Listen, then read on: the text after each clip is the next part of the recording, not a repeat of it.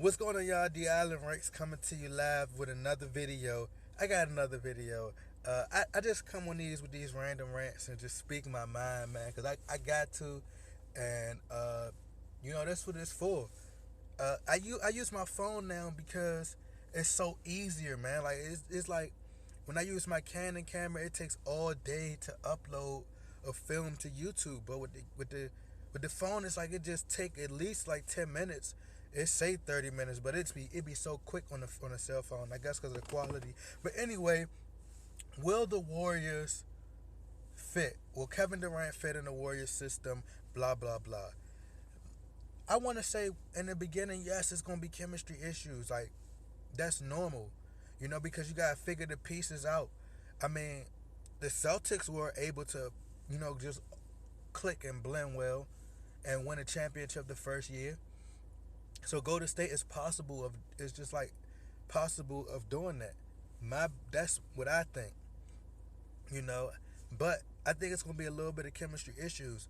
The thing is, people always say, "Oh, LeBron going there is different because of this and blah blah blah." But then they turn around and say, "Well, just like LeBron and them had chemistry issues, Kevin Durant is going to have those big issues as well because now Steph Curry has to take less shots and blah blah blah." What people have to understand is this: Kevin Durant is the perfect fit for the Golden State Warriors. He's like a perfect fit. It's like it's like going out and finding. My dad used this all the time. He said Harrison Barnes was like a Toyota Camry. They got rid of a Toyota Camry and they upgraded to a Maybach or a Ferrari, which is Kevin Durant. And now you're adding that Ferrari to replace that Camry. Now you got three Ferraris. Now which one do you want to drive? You get what I'm saying? Like it makes sense. Like Kevin Durant does everything that these guys do. Like everything. Shoot off the dribble. He could push the ball. He can, catch and shoot. He could defend well. He rebounds. Shoot anywhere on the floor. Like, shoot off pick, come off pick, set screens. He could do everything. So for him, it's like he passed the ball. And they got a coach in Steve Kerr who came up under Phil Jackson and Greg Popovich. You got to realize these guys manage the biggest egos. I think what hurt Kobe in the latter stages of his career is not having a Phil Jackson. If Phil Jackson was there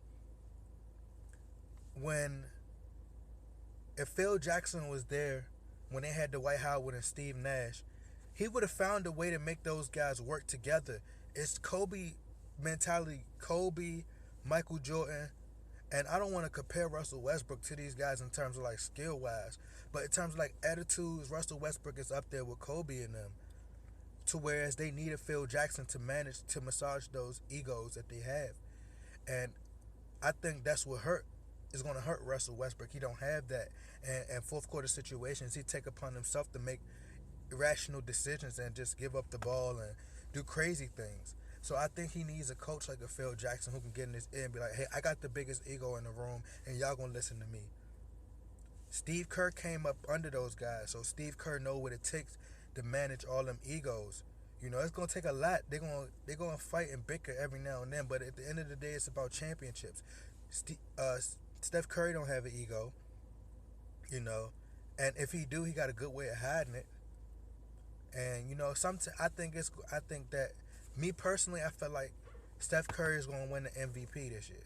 And a lot of people be like, "Nah, it's too many stars on one team and blah blah blah." That doesn't matter because if I'm not mistaken, LeBron won two MVPs with two All Stars on his team. What those guys had to do was, they had to, you know, score less. And that's another thing I've been saying. I think it was Stephen A. Smith talking about. Oh no! I'm sorry. I'm not even gonna put that on Stephen A. Smith. I was watching a clip earlier when Nelly was talking about Kobe Bryant and how Kobe Bryant don't make the players around him better. But if that's the case, then LeBron don't make the players around him better, because if you look, everybody around him, the players were great, but when it came to them, their role has changed, and now their points, their statistics dropped. Kevin Love, numbers dropped. Dwayne Wade numbers dropped. Kyrie Irving numbers dropped. These guys' numbers drop when they get around him. Chris Bosh, everybody numbers drop when they get around LeBron. So is he making them better, or is he just a great player and they have to, you know, defer to him? So like I said, it's a different situation to where what LeBron is getting into, what LeBron got into with going to Cleveland and then going, because now you have to make adjustments. You don't really have to make an adjustment with Kevin Durant like that because he automatically just fit in.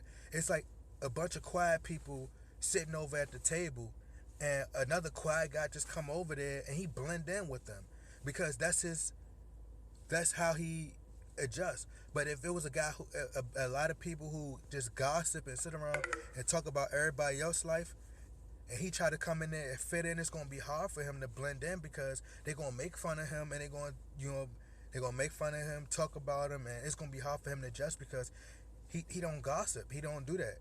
So he's coming into a situation where pretty much Kevin Durant fits into this system. I think personally, I feel like Kevin Durant's going to average 25 points per game. Steph Curry going to average anywhere from 28 to 30, and he's going to average 7 to 8 assists a night. And they're going to be number one in the conference, in my opinion. Let's say they don't have any injuries, and they're number one, they get the number one seed. If they get the number one seed, then I believe that's going to put Steph Curry higher in MVP conversations. The thing is, a lot of people don't want for Steph Curry because there's a lot of Steph Curry haters out there because they feel like the league is building towards more of his style of play. Which I believe that they always say, even when LeBron was coming out, he couldn't play in this era, he couldn't play. I don't care what nobody say. LeBron could have played in any era. Any era. He would have just had to adjust to the game. Every player has to adjust their game when they come into the league. Because otherwise, Michael Jordan would still be driving to the basket easily when he came in, as he did when he came in. But no, it wasn't as easy. So he had to adjust his game and shoot jumpers. Can't be a one-trick pony in the NBA. So like I said, I think that Steph Curry going to win. If he don't win, then I give it to LeBron. Period. People like Damian Lillard. Damian Lillard, it's hard for him to even get an All-Star vote. So I believe that the Warriors will tie their record this year. They'll go 73 and I think 9. Again, repeat what they did last year, but win a championship this time to make up for it. The NBA owed them anyway because they snatched away Draymond Green last year. And then people always say, oh, well, it's going to take chemistry for them to build. And how you going to say it take chemistry and then turn around and say, oh, the Warriors only won because everybody was injured? So if it took chemistry, they wouldn't have won anyway if they were all healthy because they didn't have great chemistry. That's their first year together. They would have had to build more chemistry than they possibly could have won the next year. They were guaranteed possibly a win the next year. So, like I said, man, it's all about using logic and using your mind and not letting the media control your emotions. And I'm saying, one point I want to make before I end this video because my phone died.